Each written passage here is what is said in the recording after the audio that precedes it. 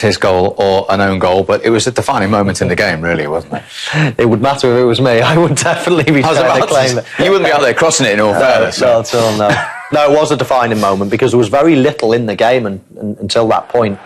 It was quite a fortunate goal. And as we see it here, just watch Trent Alexander-Arnold, his desire to get forward as soon as they win the ball, as soon as they've got good possession. As I mentioned at half-time, him and Henderson switch positions almost here. And then, I mean, you can quite clearly see that's going way to the left of the goal as Trent crosses it. And it's a little bit of fortune, but, you know, the more crosses you put in, the more fortune you're going to get. Yeah, all good one, as I mentioned at half-time for Nick Pope. I just don't know, just think that we actually look at his starting position. He's only like 4 yards off his line when Trent Alexander-Arnold actually makes contact with the ball, and you just think maybe he can backpedal and adjust himself a little bit more, whether he thought it was always going over and it's dipped under the bar at the last minute. It's a freak one. It's one of those ones we have seen before, and they just sometimes just seem to catch goalkeepers off guard and in the wrong position. Trent Alexander-Arnold mentioned the words clean sheet numerous times there. Do you always feel if Liverpool can get that, with the obvious armoury they've got, they'll just win football matches? It's the one thing that's been directed against them at the start of this season. The amount of chances they're letting their opponents have, the amount of goals that teams are scoring against them. So I think he's conscious of that. It's what Jurgen Klopp's getting asked in most interviews he's conducting, is what's happening to the defence. But I think today it looked pretty solid. We also questioned, you know, a different style of centre-forward playing against the centre-halves today, and that's one thing, especially Van Dijk. You put a quick lad against him, you're never worried. You put a strong lad against him, no matter what you throw against that man, he just seems to have the answers for everything. And he played the game at a canter today. And at the other end of the pitch, Burnley found out to their cost, and Ben Mee in particular, if you make mistakes, you're going to get punished. Particularly when you make mistakes in the position that Ben Mee did. There, so high up the pitch, literally 3 or 4 yards from the halfway line, if you make a mistake there, Liverpool's pace is always going to give you serious problems. This is a better angle. Do not give the ball away there because of all this space in behind Tarkowski and Ben Mee that Liverpool can exploit. And once he does that, Mike, I think we all feared this was going to happen. Yeah, and you've got pace either side of you then, haven't you? With Firmino, he's almost got to take your pick. Which way do you go, right or left? He decides to go left. Mane opens his body up. He virtually tells the goalkeeper, I'm going to put it in that side. But if you can open your body up, you're enhancing the ability to hit an accurate shot. Yeah. And as soon as he opens his body up, it's, you know, he's probably got a good yard. You know you've got about a good yard inside that post, and a goalkeeper can't save it. It's a very good goal from Liverpool's point of view, and we've seen it before. Win it high, attack quick. And 2 of the front 3 ended up with a goal today. Roberto Firmino, first Brazilian to 50 in the Premier League. Yeah, which is good because he isn't your conventional number 9. He is someone that assists, as he does here, in many ways for Mo Salah. Rolls it in behind and then gets it back. Actually, it's not a pass from Salah. It's just ended up sort of stumbling back into Firmino a little bit. But it's a great finish, Michael, isn't it? Yeah. When the ball comes across you from this angle, it's all about keeping over the ball. You can see he really exaggerates that knee over the ball because when the ball comes from this angle, it can go high and wide off them, but certainly high. And you've just got to focus on really keeping your body over the ball, keep it down. And he does that, and it's goalkeeper, not much chance there. So, Mane scored, Firmino scored, Salah hasn't. And you noticed something about his play, well, not just today, but particularly stood out for you. Well, I don't just think it's me that noticed. I think Jurgen Klopp noticed because we saw his reaction. Certainly his teammates are noticing. You look at the arms. And what are they noticing? Well, they're noticing that he doesn't pass much. Look at this. This is unbelievable. It's on his right foot. It's a weak foot. He'll struggle to reach the goal with his right foot there. He's got no momentum. He's leaning back. I mean, it barely reaches the goal. He just got to slip it into his teammate. And again, I mean, here with his other strike partner, Mane, he should have been passing that just before he's cut inside, eventually gets snuffed out. And that's the bit that infuriates everybody. Infuriates him. You see just before, as he's not passed it, Henderson throwing his arms up. You've got Mane, you've got Firmino. So I think everybody's starting to get a little bit agitated by Mo Salah in front of goal. Now, what you've got is 3 different types, I feel. You've got Firmino, that is just the most unselfish player that you can ever imagine. Yeah. You've got Mane, that is very, very good. He's unselfish, but he's selfish in the right times. And then you've got Salah that is very, very selfish. So the blend is actually okay, because I always joke that if you've got a good partnership, one needs to be selfish. I always used to like playing with Emil Heskey because he was very unselfish. But put two selfish... Just for clarification, what were you? I was the selfish one. OK, that's all right. But put two selfish players together and there can be fireworks. I don't think it works perfectly. And I think that's what we're starting to see, a couple of little... And that's what he's saying, but it kind of felt like that. And as Michael says, I think we've all noticed a difference in Mo Salah. Since he's gone to Liverpool and has become this prolific, free-scoring wide player, he's become a different animal in terms of as soon as he gets anywhere in around that 18-yard box, you're not seeing anybody else, Michael, is he? No, during the game, me and Andy are saying, wow, why didn't he pass that? Wow, why didn't he pass that? Can I just throw something in there? In the last 2 years, we've seen this guy in all competitions for Liverpool score 74 goals. 74 goals in 2 seasons. And nobody's criticising him as a player. But you want him to pass more? Oh, I think in certain situations, then everybody can. Listen, I wasn't, the most unselfish player myself, so it's almost, I'm being a little bit hypocritical here. But we can all improve. Ronaldo and Messi are scoring 50 plus. Everybody, just because you score 30 goals or 35 goals doesn't mean, right, that's it, that's my job done. Of course, you can keep contributing to the team. And on certain occasions, we've seen a couple there, we've highlighted a couple there, that you think it is enhancing the team. It is better for everybody if he lays it off in certain situations as well. And is that kind of thing forgotten about now when they go in the dressing room, or do they have... What happens, Andy? Yeah, I think it's forgotten about. I think it is because they've won handsomely, and the manager will be quick to, I'm sure, to get on top of that. But it might not go away completely. It might still fester a little bit in the background, and it's something that they've got to try and make sure that they deal with. I think it's different if when Mo Salah's going through, he sees Sadio Mane, decides to have a shot himself, and then turns around to his mate and goes, sorry, look, sometimes you have to live with that. As a midfield player, I've lived with that for years with strikers. You make a run past them, you think they're going to put you in, they take the shot themselves. As long as they acknowledge your run and they've seen you, well, you can accept it. It's when they don't even pick their head up and not even aware of the run, the 40-yard run you've just made. That's when it starts to annoy you and upset you a little bit. And by the way, out of them 74, how many of others laid on a plate for Mo Salah? A good few.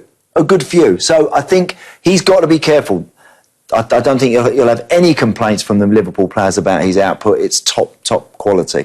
But to keep that harmony right, he's got to make sure at times, like those ones Michael showed, where he's stopped the ball, it's on his weaker foot, just roll it to your mate. Just do it. Just do the right thing at the right time.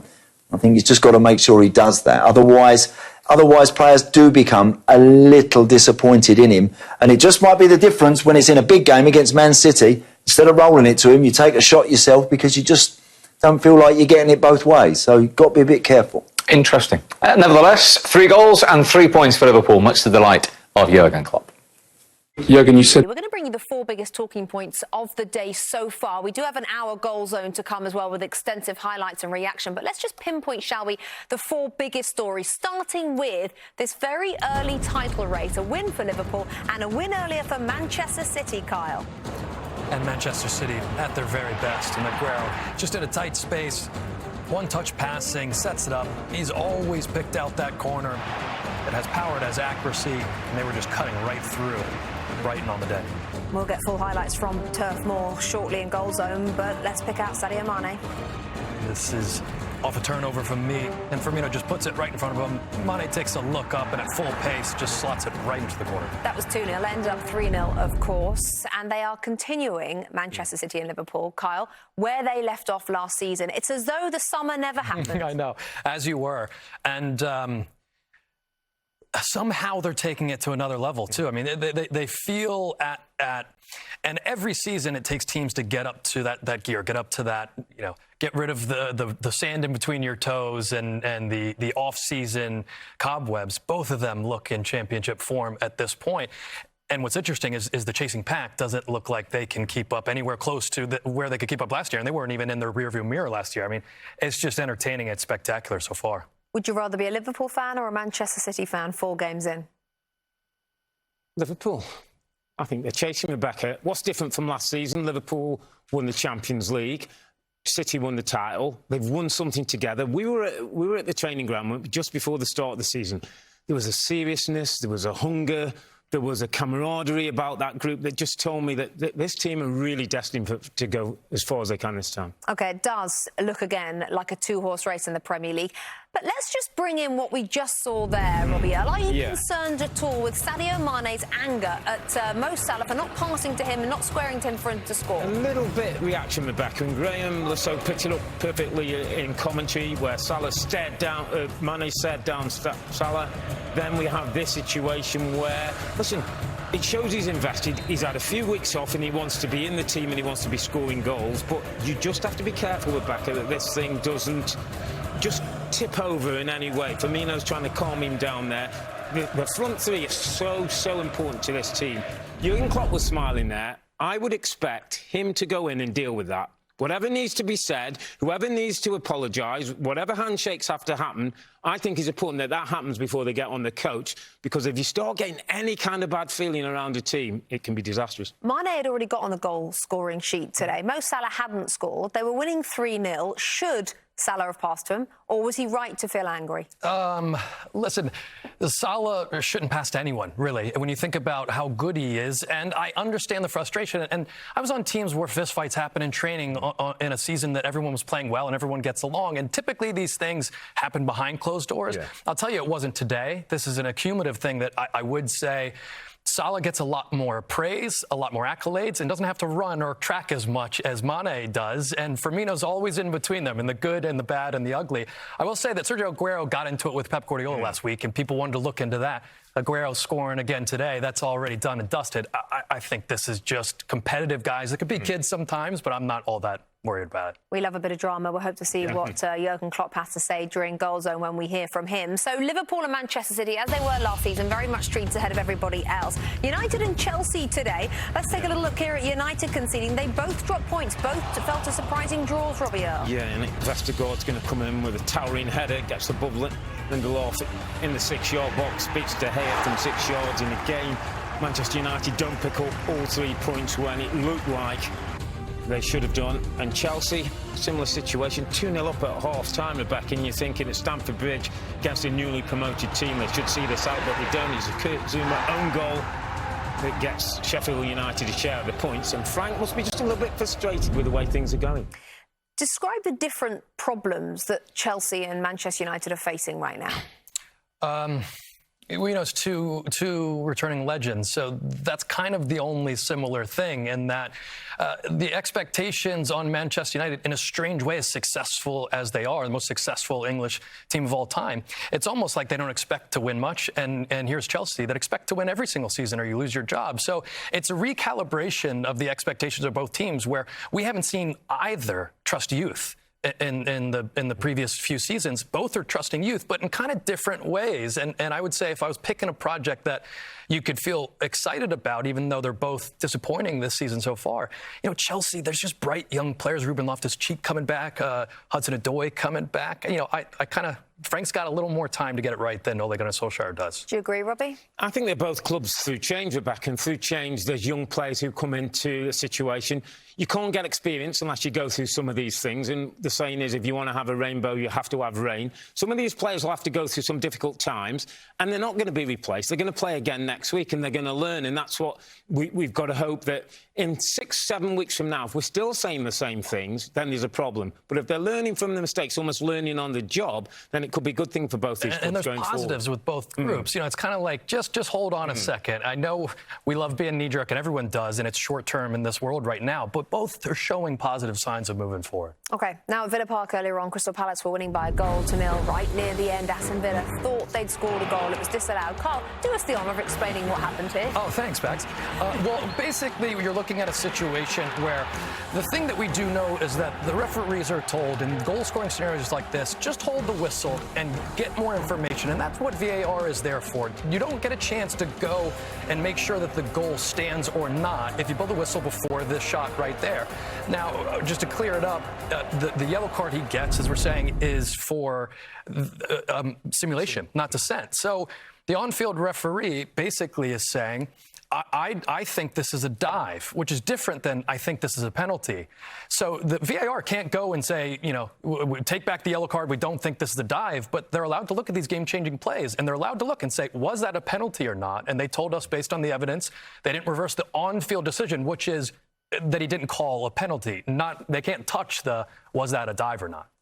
Did I do it? Yes, I I'm think still you a did. bit confused. Just to double clarify that on the yellow card, at right at the end of the game, it was being reported from the tunnel that the yellow card to Grealish was given for simulation. No, at the time it was for given dissent. simulation. That has been clarified. It was definitely given for simulation, and we should reiterate the referee should not have blown his whistle. Correct? Absolutely, that's the most important thing. The referee made a huge mistake by blowing his whistle, and because of that, VAR wasn't able to come in, and the rest is history. Don't look at me again.